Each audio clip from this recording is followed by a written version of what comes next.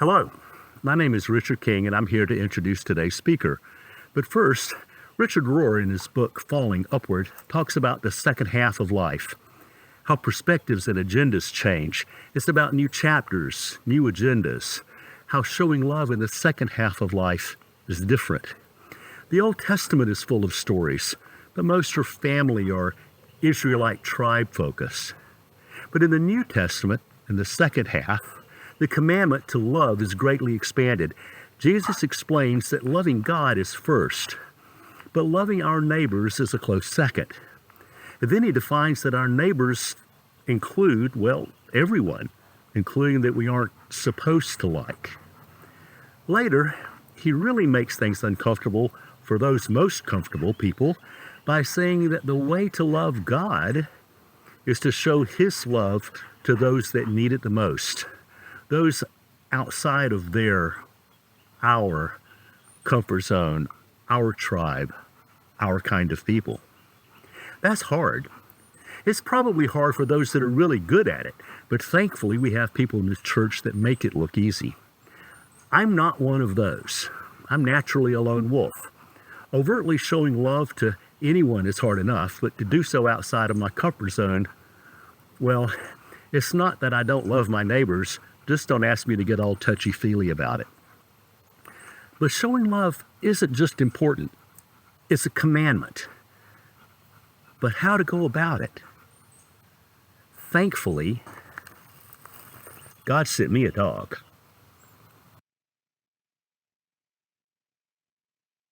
Hello, my name is Luna.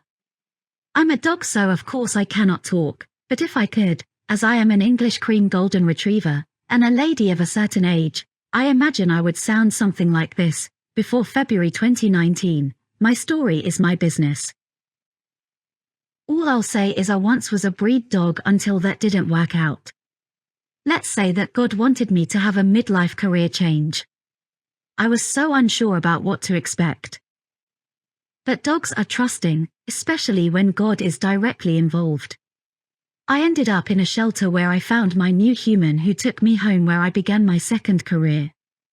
I've since learned lots more about humans. Humans are the strangest of God's creatures. They have such a huge capacity for love, yet some are just not sure how to show it to others.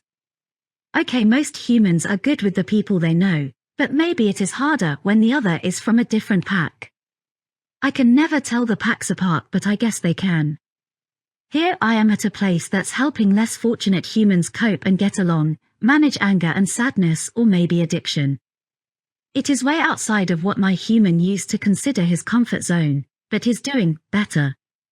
Sometimes I can't figure out if they are all the same breed or pack or not, but they are always great in showing me love, and I'm not even of the same species. My mission is to show as much love as I can, in order to give an example.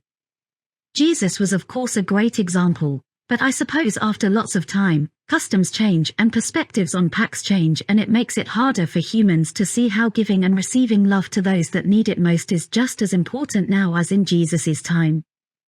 It doesn't matter if their paws are large. Wow. Some paws were really big, but also gentle, or really tiny, or older. Brown. White.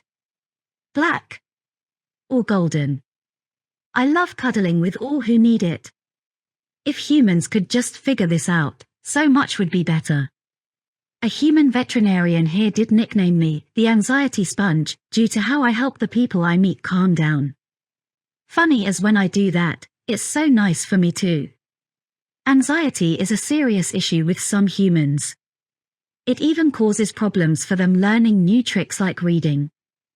Like me, many of my friends love to work in schools and libraries with kids learning this new trick.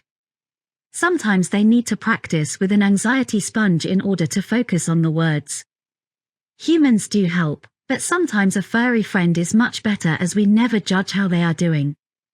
What if all humans could live without judging, and just help those who need comfort, by, well, being comforting? There are lots of other places where dogs are working to make the world more loving and less anxious. Here are some friends that just got deputized to work at a courthouse.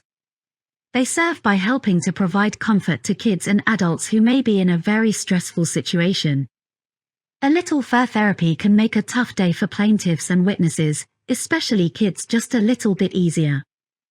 Sometimes a dog is way better at this than a human, even a really loving one.